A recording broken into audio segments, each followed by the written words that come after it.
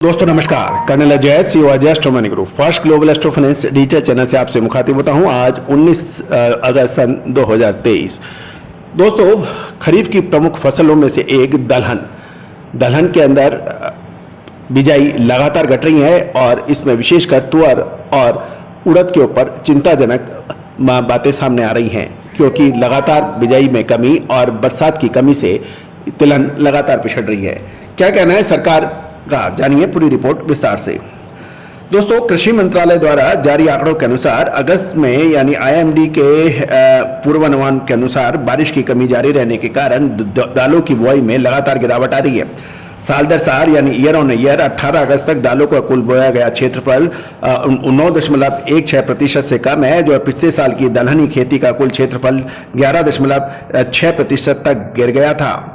दोस्तों, पिछले सप्ताह देश के अधिकांश हिस्सों में बारिश की कमी रही और 18 अगस्त को जारी हुए वर्षा के आकलन के अनुसार 36 उप विभागों में 26 से या उससे कम बरसात देखी गई।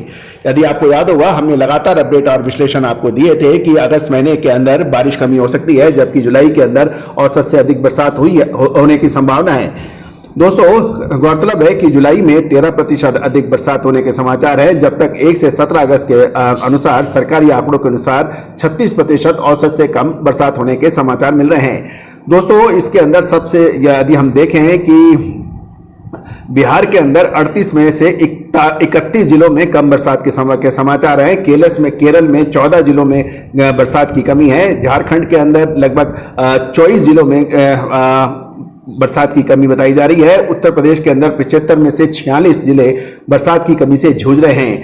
दोस्तों, लेकिन इसके विपरीत उत्तर पूर्व इलाकों में अच्छी बरसात होने के समाचार मिल रहे हैं। महाराष्ट्र और गुजरात में भी औसत से कम बरसात होने के समाचार मिल रहे हैं। वेस्टर्न राजस्थान में बारिश की कमी से पश्चिमी राजस्थान जूझ रहा है। महाराष्ट्र में देखें तो अब तक यदि परसेंटेज वाइज देखें तो 7.2% कमी है। हरियाणा के अंदर 6.3%, केरल में 9% और उत्तर प्रदेश में 3% औसत से कम बरसात है। त्रिपुरा के अंदर औसत से 4.4% अधिक है और पंजाब में 6.3% औसत से कम बरसात के समाचार मिल रहे हैं। दोस्तों, ये एक अच्छी खबर और संकेत नहीं है और याद करिए, अरहर, उड़द और मूंग की देरी से बुआई दलहन की खेती में रकबे में कमी के लिए जिम्मेदार माने जा रहे हैं, जबकि अरहर के लिए बोया गया क्षेत्रफल 6.4% कम है। उड़द और मूंग के लिए ये 15.2% उड़द और मूंग के लिए 8.1% कम है। गौरतलब है कि राजस्थान के अंदर पश्चिमी राजस्थान के अंदर विपरजाय साइक्लोन की वजह से औसत से अधिक बरसात होने से मूंग का रकबा बढ़ गया था। इससे काफी मदद मिली थी, लेकिन अब पश्चिमी राजस्थान के अंदर भी बरसात कम होने से अब चिंता बढ़ गई है।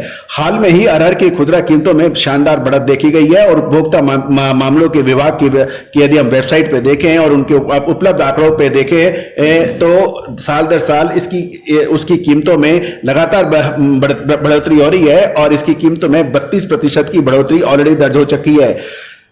अब सरकारी अधिकारियों की माने कि हालांकि ये सब खबरें आशाजनक नहीं है, लेकिन सरकार चिंतित नहीं है, क्योंकि उसे उम्मीद है कि बुआई जोर पकड़ेगी और आगे आने वाले समय के अंदर बारिश भी अच्छी होगी। अब देखना यह है कि सरकारी अनुमान सही साबित होते हैं या फिर कुछ और होता है।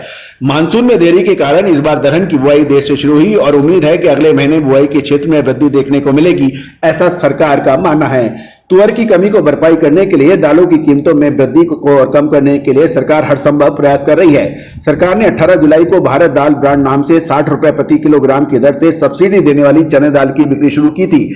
पैक और 30 किलो और इसमें ये पैक है 23 किलो पैक के और 55 रुपए प्रति किलोग्राम को। गौरतलब है कि विधानसभा और लोकसभा के चुनावों को देखते हुए सरकार हर संभव मूल्यों पर नियंत्रण करने के लिए अपना भरपूर प्रयास कर रही है। इसके अंदर आयात और सब्सिडी और जो हर संभव समाधान सरकार करने की कोशिश कर रही है। दोस्तों यदि हम बाकी फसलों को भी तरफ देखें, धान की बुआई तेजी से जारी है और 18 अगस्त तक लगभग 4% से अधिक वृद्धि दर्ज हो गई है। इसमें बोया गया क्षेत्रफल पिछले साल की इसी तारीख यानी 18 अगस्त तक 345 लाख हेक्टेयर से बढ़कर 360 लाख हेक्टेयर हो गया है, जो लगभग 4.5% अधिक है। बाजरा, रागी, मक्का जैसे मोटे अनाजों की बुआई भी लगातार जारी है और गन्ना और तिलहन में 18 अगस्त तक पिछले साल के स्तर से ऊपर नजर आ रही है। हालांकि कपास के अंदर भी 1.8% की मामूली गिरावट देखी गई है। दोस्तों महत्वपूर्ण यह रहेगा, हमारे को अधिकतर जो नजर है वो दलहन पर और कपास पर है, साथ साथ ऑयल सीड्स के ऊपर भी हमारी नजर है। अब आंकड़े जब आते हैं तो कपास, मोटे अनाज, गन्ना और तिलहन की खरीफ की बुआई के पूरे संकेत अच्छे मिल रहे हैं। दोस्तों एक और महत्वपूर्ण खबर यह है कि 17 अगस्त तक प्रमुख जलाशय अपनी कुल क्षमता का 62% थे, जो पिछले सप्ताह लगभग 60% से अधिक थे, यानी 2% अधिक जो जलाशय थे वो भरने के समाचार हैं। लेकिन अभी भी जो 38% कम है, ये एक चिंता की बात है। केंद्रीय जल आयोग के अनुसार पूरे देश में कुल भंडारण की स्थिति पिछले वर्ष के इसी अवधि की तुलना में कम है और इस अवधि के लिए पिछले 10 वर्षों के औसत भंडारण से भी कम है। जलाशय भंडारण बहुत महत्वपूर्ण है क्योंकि सिंचाई स्रोतों की उपलब्धता और उसके बाद में ये जलाशयों से ही सिंचाई की पूरी आवश्यकताएं पूरी हो सकती है। आरबीआई की अगस्त रिपोर्ट देखें तो उसमें भी उपलब्ध डाटा बताते हैं कि सिंचाई कृषि में वर्षा की कमी को कम कर देती है। दोस्तों आप हमारे चैनल पे नए हैं और अभी तक सब्सक्राइब नहीं किया है तो उसको सब्सक्राइब, लाइक और शेयर करना बिल्कुल ना भूलें। All the very best, good luck, happy trading.